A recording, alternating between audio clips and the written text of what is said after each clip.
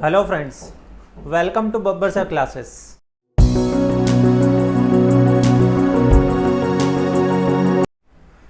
तो दोस्तों, आज हम करेंगे delegation of authority. Last time हमने किया था फंक्शनल स्ट्रक्चर और डिविजनल स्ट्रक्चर, आपको याद होगा। ठीक है, आज हम करेंगे डेलीगेशन ऑफ अथॉरिटी। ठीक है, बट उससे पहले happy new year all of you. ठीक है, आज हम स्टार्ट करते हैं डेलीगेशन ऑफ अथॉरिटी। क्या स्टार्ट करेंगे दोस्तों? Delegation of authority. देखो नाम से पता लग रहा है डेलीगेशन। डेलीगेशन मतलब डेलीगेट करना, डेलीगेट मतलब ट्रांसफर करना। ठीक है, तो यहां पर क्या लिखा हुआ है? Delegation of authority. तो अथॉरिटी को डेलीगेट करना है, मतलब ट्रांसफर करना है। अब अथॉरिटी होती किसके पास है? सुपीरियर के पास। चाहिए किसको? सबॉर्डिनेट को काम करने के लिए। ठीक है, मैनेजर के पास अथॉरिटी है, असिस्टेंट मैनेजर को चाहिए काम करवाने के लिए और करने के लिए। ठीक है, तो ये क्या होती है? Downward transfer of authority. क्या होती है दोस्तों? Downward transfer of authority from superior to immediate subordinate. Immediate subordinate like बिल्कुल मैनेजर के नीचे कौन आता है? Assistant manager. तो मैनेजर किसको अथॉरिटी देगा? असिस्टेंट मैनेजर को। ठीक है, तो डेलीगेशन ऑफ अथॉरिटी क्या होता है? Downward transfer of authority refer.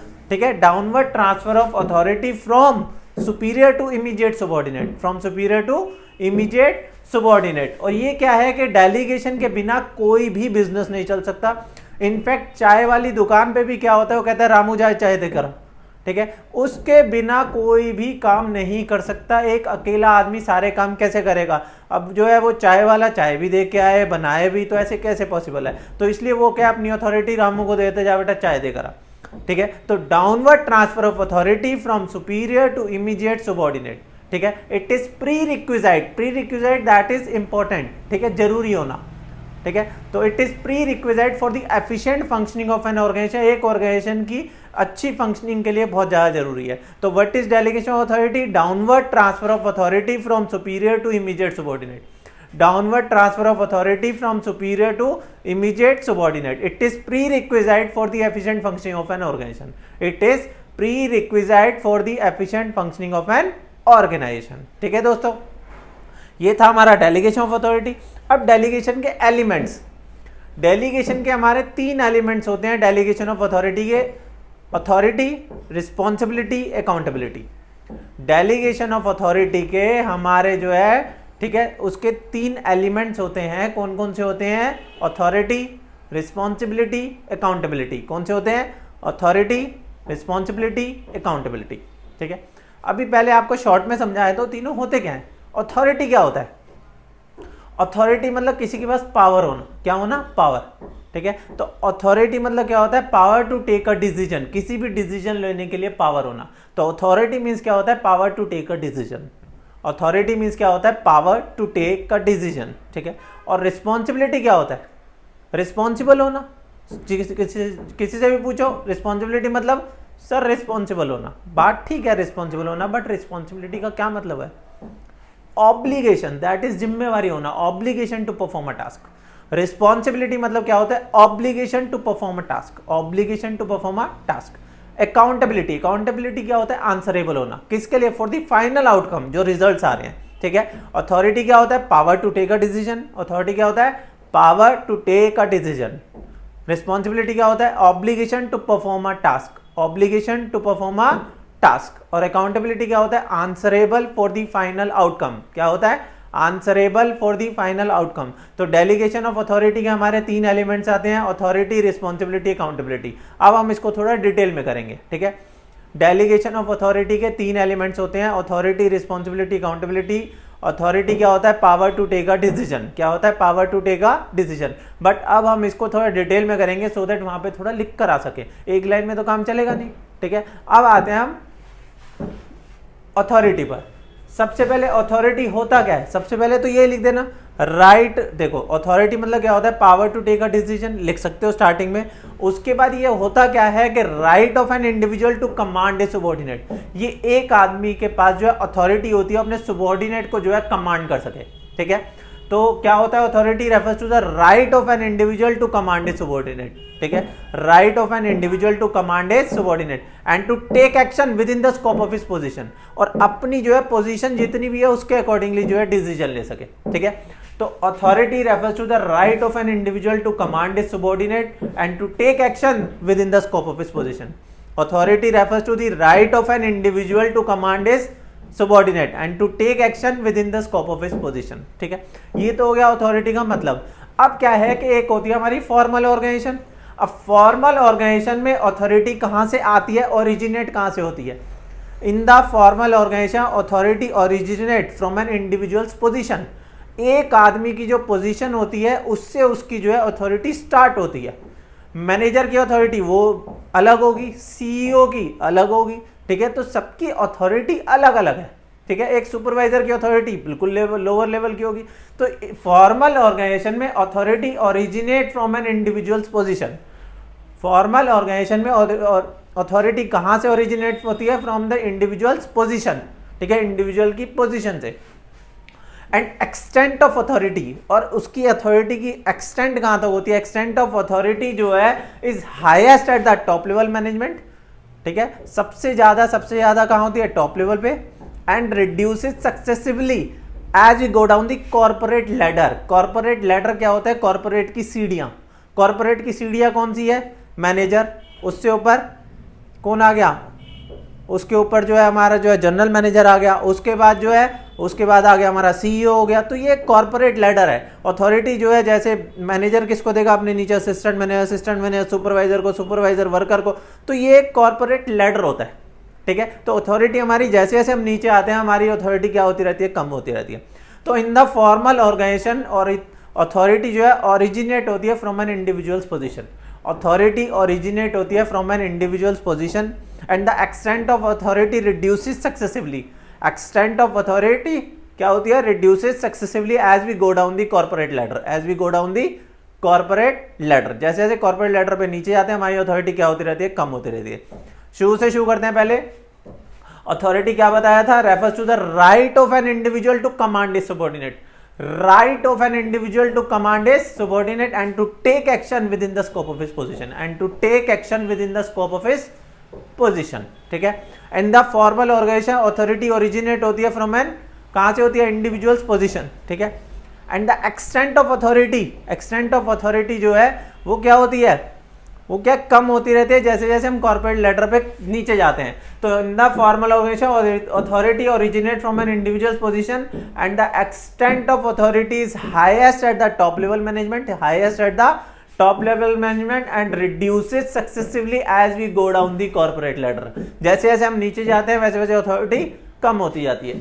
तो अथॉरिटी जो है मेंटेन करता है order in the organisation. Authority और क्या बताता है? Superior subordinate relationship. क्या बताता है? Superior subordinate relationship. जहां पर क्या है? Superior communicate his decision. जहां पे सुपीरियर अपने डिसीजन जो है देता है किसको? सबॉर्डिनेट को।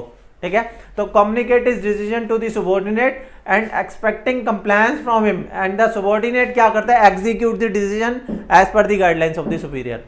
जो सा सबॉर्डिनेट होता है वो एग्जीक्यूट करता है। ठीक है, शुरू से शुरू करते हैं एक बार। ये अथॉरिटी क्या होती है? Refers to the right of an individual to command his subordinate and to take action within the scope of his position. ठीक है, फिर आता है फॉर्मल ऑर्गेनाइजेशन में अथॉरिटी ओरिजिनेट होती है कहां से? इंडिविजुअल की पोजीशन से। ठीक है, and the extent of authority is highest at the top level management and reduces successively as we go down the corporate ladder. ठीक है, फिर बता देना इसके अंदर जो है सुपीरियर सबऑर्डिनेट रिलेशनशिप होता है। फिर बता देना कि इसमें जो है सुपीरियर जो है कमांड देता है और सबऑर्डिनेट जो है एग्जीक्यूट करता है as per the guidelines of the superior. Clear? ये था हमारा अथॉरिटी। अथॉरिटी सबसे बड़ा था। रिस्पॉन्सिबिलिटी अकाउंटेबिलिटी इतना बड़ा नहीं है, डरो मत दोस्तों। नेक्स्ट सेकंड क्या आता है हमारा? रिस्पॉन्सिबिलिटी। रिस्पॉन्सिबिलिटी मैंने आपको बताया था क्या होता है? दैट इज ऑब्लिगेशन, जिम्मेवारी होना। ठीक है, तो रिस्पॉन्सिबिलिटी क्या होता है? Is the obligation of a subordinate to properly perform the assigned duty, कि उसको जो भी ड्यूटी दी गई है उसको ढंग से जो है वो परफॉर्म करें। It is arises from a superior, ये भी जो है सुपीरियर सबऑर्डिनेट रिलेशनशिप से आती है because the subordinate is bound to perform the duty assigned by superior. Superior ने जो भी अथॉरिटी दे दी वो सबऑर्डिनेट को परफॉर्म करनी ही पड़ेगी। तो रिस्पॉन्सिबिलिटी क्या होती है? Obligation to perform a task. Obligation to perform a task. और ये क्या है कि ये जो है कहां से राइज होती है? From superior subordinate relationship. कहां से राइज आउट होती है? Superior subordinate relationship. और इसमें क्या बताना है कि subordinate is bound to perform the duty which is assigned by the superior. subordinate is bound to perform the duty which is assigned by the superior। तो 3 point हो गए मेनली। फर्स्ट पॉइंट हमने किया था कि obligation to perform a task, second बता दिया superior subordinate relationship, third हमने बता दिया कि subordinate is bound to perform the duty assigned by the superior. Subordinate is bound to perform the duty which is assigned by the superior. तो responsibility हमारी कहाँ flow करती है? अपवर्ड। अथॉरिटी कहाँ फ्लो कर रही थी? डाउनवर्ड। और ये रिस्पॉन्सिबिलिटी कहाँ फ्लो करती है? अपवर्ड। कहाँ फ्लो करती है? अपवर्ड। तो रिस्पॉन्सिबिलिटी में मेनली हमारे जो है 4 पॉइंट हो गए। फर्स्ट क्या था? Obligation to perform a task. क्या था? Obligation to perform a task. Second क्या बताया मैंने? Superior subordinate relationship. थर्ड क्या बताया रिस्पॉन्सिबिलिटी में? Subordinate is bound to perform the duty assigned by the superior. Subordinate is bound to perform the duty assigned by the superior. और last क्या बताया? Flow करता है अपवर्ड। 4 ही पॉइंट है रिस्पॉन्सिबिलिटी में। ठीक है दोस्तों, थर्ड पे आता है अकाउंटेबिलिटी। अकाउंटेबिलिटी तो सबसे आसान है। अकाउंटेबिलिटी क्या होता है? Answerable for the final outcome. लिख के भी यही आना है। अकाउंटेबिलिटी क्या होता है? Answerable for the final outcome. और ये भी कहाँ फ्लो करती है? अपवर्ड। ये भी कहाँ फ्लो करती है? अपवर्ड। अब इसमें एक बात ध्यान में रखना, once authority has been delegated and responsibility accepted, एक बारी अथॉरिटी डेलीगेट हो गई और रिस्पॉन्सिबिलिटी एक्सेप्ट कर ली, he can not deny accountability. वो अकाउंटेबिलिटी से भाग नहीं सकता। अब हमारा जो क्वेश्चन आता है वो क्या देते हैं, देखो इसका कंक्लूजन क्या है। कंक्लूजन है क्या है कि authority is delegated, responsibility is assumed, accountability is imposed. ध्यान रखना, अथॉरिटी क्या होती है? डेलीगेट होती है, रिस्पॉन्सिबिलिटी एज्यूम होती है और अकाउंटेबिलिटी इम्पोज होती है। ठीक है, तो अपने आप ही इम्पोज हो जाती है। जब रिस्पॉन्सिबिलिटी आ गई तो अकाउंटेबल अपने आप ही हो गया। तो ये लाइन दे देते हैं वहां पे, authority is delegated, responsibility is assumed, accountability is imposed. तो आपको ये तीनों चीजें लिख के आनी होती है, अथॉरिटी, रिस्पॉन्सिबिलिटी, अकाउंटेबिलिटी। ठीक है दोस्तों, तो आज हमने क्या किया है? अभी हमने किया है एलिमेंट्स ऑफ डेलीगेशन। सबसे पहले मैंने बताया डेलीगेशन ऑफ अथॉरिटी होता क्या है? That is downward transfer of authority from superior to immediate subordinate. ठीक है, फिर मैंने बताया इसके एलिमेंट्स 3 आते हैं, अथॉरिटी, रिस्पॉन्सिबिलिटी, अकाउंटेबिलिटी। अथॉरिटी क्या होता है? Power to take a decision. Responsibility क्या होता है? Obligation to perform a task. और अकाउंटेबिलिटी क्या होता है? Answerable for the final outcome. Answerable for the final outcome. ठीक है, अब आते हैं दोस्तों हम अथॉरिटी, रिस्पॉन्सिबिलिटी, अकाउंटेबिलिटी में डिफरेंस। बहुत बढ़िया डिफरेंस है। ठीक है, तो अथॉरिटी, रिस्पॉन्सिबिलिटी, अकाउंटेबिलिटी में डिफरेंस का वर्ड क्या है दोस्तों? मुझे फ्लावर दो। वाह भाई वाह। ठीक है, इसका जो है डिफरेंस क्या है अथॉरिटी, रिस्पॉन्सिबिलिटी, अकाउंटेबिलिटी का? मुझे फ्लावर दो, MFDO। ठीक है, मुझे फ्लावर दो। एम से क्या आता है? मीनिंग। मीनिंग में सेम वही लिख देना। अथॉरिटी क्या होता है? वही जो अभी मैंने बताया, right of an, right to command कह लो। रिस्पॉन्सिबिलिटी क्या होता है? Obligation to perform a task. और अकाउंटेबिलिटी क्या होता है? Answerable for the final outcome. ठीक है दोस्तों, तो ये तो मीनिंग तो वही हो जाएगा। क्या था? मुझे फ्लावर दो। एफ से क्या? फ्लो। अथॉरिटी कहाँ फ्लो होती है? कहाँ फ्लो होती है? डाउनवर्ड। और रिस्पॉन्सिबिलिटी अपवर्ड, अकाउंटेबिलिटी अपवर्ड। ठीक है, तो फर्स्ट क्या था? एम से मीनिंग, एफ से फ्लो। ठीक है, मुझे फ्लावर दो। डी से क्या आता है? डेलीगेशन। अथॉरिटी जो है कैन बी डेलीगेटेड, अथॉरिटी तो डेलीगेट करता ही है। Responsibility can not be entirely delegated, सारी तो वो डेलीगेट कर नहीं सकता। और अकाउंटेबिलिटी जो होती है can not be delegated at all. ठीक है, आप एग्जाम देना है तो मार्क्स लानी तुम्हारी जिम्मेवारी है ना, नहीं आएंगे तो तुम ही तो अकाउंटेबल हो, और कौन है? ठीक है, तो अथॉरिटी क्या होती है? अथॉरिटी जो है डेलीगेट कर सकते हैं, रिस्पॉन्सिबिलिटी सारी डेलीगेट नहीं कर सकते हो, अकाउंटेबिलिटी कर ही नहीं सकते। ठीक है, तो मुझे फ्लावर दो, DO दो। ठीक है, एम से मीनिंग, ठीक है, फ्लावर, मुझे एम से मीनिंग, एफ से फ्लो, डी से डेलीगेशन। ठीक है, और ओ से क्या आता है? ओरिजिनेट। कि ओरिजिनेट कहाँ से हुई है? अथॉरिटी ओरिजिनेट होती है एक फॉर्मल पोजीशन से, कि एक कंपनी में जो उसकी पोजीशन है वहां से ही तो अथॉरिटी आएगी। ठीक है, तो इंडिविजुअल की पोजीशन से अभी बताया था अथॉरिटी आती है, रिस्पॉन्सिबिलिटी आती है अथॉरिटी से, और अकाउंटेबिलिटी आती है रिस्पॉन्सिबिलिटी से। अथॉरिटी आती है फॉर्मल पोजीशन से, ठीक है, रिस्पॉन्सिबिलिटी आती है अथॉरिटी से, और अकाउंटेबिलिटी आती है रिस्पॉन्सिबिलिटी से। ठीक है दोस्तों, ये था हमारा difference between authority, responsibility, accountability. क्या था? मुझे फ्लावर दो, MFDO, एम से मीनिंग, एफ से फ्लो, डी से डेलीगेशन। सॉरी, फिर से डिफरेंस क्या था? मुझे फ्लावर दो, एम से मीनिंग, एफ से फ्लो, डी से डेलीगेशन, और ओ से ओरिजिन। ठीक है दोस्तों, ये था हमारा अथॉरिटी, रिस्पॉन्सिबिलिटी, अकाउंटेबिलिटी का डिफरेंस, बहुत इंपॉर्टेंट है, ध्यान देना। ठीक है, अब हम करेंगे importance of delegation. Last topic करा रहा हूँ, जाना कहीं नहीं है बेटा, जाओगे तो दिक्कत हो जाएगी, जाना कहीं नहीं है। ठीक है, importance of delegation. Importance of delegation, सबके तो हम वर्ड बनाते हैं, इसका वर्ड नहीं बनाया, इसको दूसरे तरीके से याद करेंगे, एक प्रोसेस की तरह, जो आपको जल्दी यूं चुटकी बजा के वो याद हो जाए। ठीक है दोस्तों, तो डेलीगेशन ऑफ अथॉरिटी की इंपॉर्टेंस, सबसे पहले तो हमको समझना है कि डेलीगेशन से क्या होता है, डेलीगेशन क्या है। तो क्या है तो समझ में आ गया। देखो, जैसे मैनेजर क्या करता है अपनी सारी, जैसे मैंने बताया था चाय वाली दुकान का एग्जांपल, चाय वाली दुकान वाला क्या करता था, वो जो है सारी जो है इंपॉर्टेंट चीजें, मतलब चाय बनानी खुद करता था, लेकिन जो दे के आनी है वो डेलीगेट कर दी। ठीक है, ऐसी मैनेजर भी क्या करता है, सारी रूटीन जॉब्स जो है वो डेलीगेट कर देता है और इंपॉर्टेंट वर्क के ऊपर फिर कॉन्सेंट्रेट कर पाता है। सारी रूटीन जॉब्स को डेलीगेट कर देता है और इंपॉर्टेंट वर्क के ऊपर खुद कॉन्सेंट्रेट करता है, जिसको हम क्या कहते हैं, इफेक्टिव मैनेजमेंट। क्या कहते हैं, इफेक्टिव मैनेजमेंट। ध्यान से सुनना, मैं इंपॉर्टेंट साथ साथ में ही खत्म हो जाएगी, पता भी नहीं लगेगा। सबसे पहले मैनेजर, डेलीगेशन अथॉरिटी की इंपॉर्टेंस कर रहे हैं, डेलीगेशन मतलब डेलीगेट करना, ट्रांसफर करना अथॉरिटी। तो इसमें क्या है, जब वो ट्रांसफर करता है, एक मैनेजर अपने असिस्टेंट मैनेजर को ट्रांसफर करता है, तो इसमें क्या है, मैनेजर जो है, ध्यान देना दोस्तों, मैनेजर के पास जो है जब सारी अथॉरिटी होती है, जब उसने ट्रांसफर कर दी तो सारी रूटीन जॉब्स दे देता है अपने नीचे वाले को, खुद जो है इंपॉर्टेंट वर्क के ऊपर कॉन्सेंट्रेट करता है, जिससे क्या आता है, इफेक्टिव मैनेजमेंट। क्या आता है, इफेक्टिव मैनेजमेंट। अब उसने जो है काम दिया है, मैनेजर ने असिस्टेंट मैनेजर को काम दिया है, तो उसको काम करने के लिए क्या करेगा, मोटिवेट। क्या करेगा दोस्तों, मोटिवेट। ठीक है, फर्स्ट क्या था हमारा, फर्स्ट था हमारा इफेक्टिव मैनेजमेंट, उसने उसको काम दिया तो क्या है, उसको मोटिवेट करेगा। जब मोटिवेट करेगा तो दोनों में क्या हो जाएगा, बेटर कोऑर्डिनेशन। क्या हो जाएगा दोस्तों, बेटर कोऑर्डिनेशन। तो थर्ड क्या है हमारा, बेटर कोऑर्डिनेशन। फर्स्ट क्या था, इफेक्टिव मैनेजमेंट, मैनेजर ने असिस्टेंट मैनेजर को काम दिया तो मोटिवेट करेगा तो दोनों में बेटर कोऑर्डिनेशन हो जाएगा। ठीक है, अब दोनों में बेटर कोऑर्डिनेशन होगा, जब वो काम करेगा तो इससे उसके स्किल बढ़ेंगे, तो इससे एम्प्लॉय की क्या होगी, डेवलपमेंट। एम्प्लॉय की क्या होगी, डेवलपमेंट। फिर से बताता हूं, मैनेजर ने असिस्टेंट मैनेजर को रूटीन जॉब्स दी और खुद जो है इंपॉर्टेंट वर्क के ऊपर कॉन्सेंट्रेट करेगा।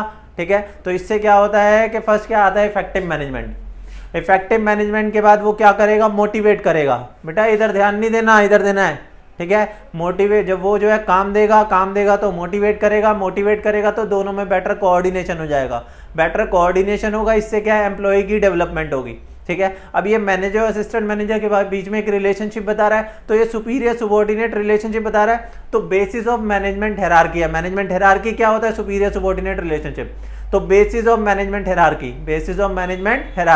और लास्ट क्या है कि पूरे ऑर्गेनाइजिंग में किसी की भी इंपॉर्टेंस का लास्ट पॉइंट क्या होता है, फैसिलिटेटेड ग्रोथ। हाँ, पूरी ऑर्गेनाइजिंग में इंपॉर्टेंस किसी की भी आए, last point is facilitate growth. क्या है दोस्तों, फैसिलिटेट ग्रोथ। तो हम कर रहे हैं, क्या कर रहे हैं, डेलीगेशन की इंपॉर्टेंस। डेलीगेशन का मतलब है मैनेजर ने असिस्टेंट मैनेजर को रूटीन जॉब दी, खुद जो है इंपॉर्टेंट वर्क के ऊपर कॉन्सेंट्रेट करेगा, तो इससे क्या होगा, इफेक्टिव मैनेजमेंट। क्या होगा, इफेक्टिव मैनेजमेंट। क्या होगा, इफेक्टिव मैनेजमेंट। काम दिया तो क्या करेगा, काम करने के लिए मोटिवेट। क्या करेगा, मोटिवेट। दोनों में क्या हो जाएगा, बेटर कोऑर्डिनेशन। एम्प्लॉय की क्या होगी, डेवलपमेंट। क्या शो कर रहा है, basis of management hierarchy. Last is facilitate growth. फिर से मैनेजर ने असिस्टेंट मैनेजर को काम दिया तो क्या करेगा, मोटिवेट। ठीक है, भाई काम दिया तो सबसे पहले इफेक्टिव मैनेजमेंट हो गया, काम करना आसान हो गया।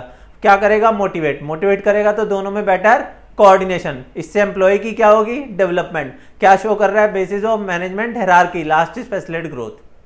ठीक है दोस्तों, इंपॉर्टेंस खत्म डेलीगेशन की, चुटकी बजाते ही याद हुई। फर्स्ट क्या था, काम देगा तो क्या होगा, इफेक्टिव मैनेजमेंट। देगा तो क्या करेगा, मोटिवेट करेगा तो दोनों में बेटर कोऑर्डिनेशन। इससे एम्प्लॉय की क्या होगी, डेवलपमेंट। क्या शो कर रहा है, basis of management hierarchy, facilitate growth. ठीक है दोस्तों, तो वीडियो पसंद आई हो तो लाइक करें, सब्सक्राइब करें और शेयर करें। दोस्तों अपने दोस्तों को भी बताएं, वो भी बेचारे पढ़ लें, उनके भी मार्क्स आ जाएं, बहुत कम टाइम है। और अगर आप लोगों को कोई भी एक ऐसा टॉपिक समझना है, मुझे कमेंट करके बताइए, मैं आपको उसकी वीडियो बनाकर भेजूंगा। और आप लोग लाइव सेशन ले सकते हैं। आप लोग जो है यहाँ पे मेरे इंस्टीट्यूट है ईस्ट दिल्ली में, आप लोग ज्वाइन कर सकते हैं। ओके दोस्तों, बाय बाय।